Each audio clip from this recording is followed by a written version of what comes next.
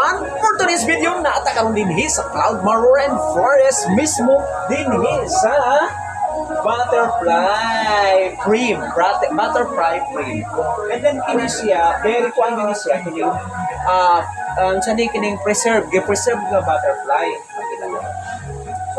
Now, wow, nice guys siya. Gi-preserve siya nga butterfly, nga gipagahi gyud siya. Very nindot kayo siya.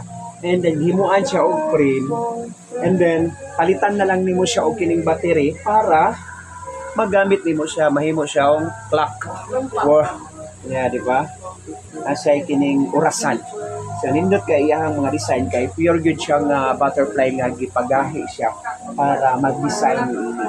So sa gusto nga moanhi dinhi sa Cloud Maroran Forest, kung moanhi mo dinhi dalain mo mga bata, ayan, makita ninyo diri dapit sa may restaurant mismo, naka-display siya niya. Very affordable lang po kini siya.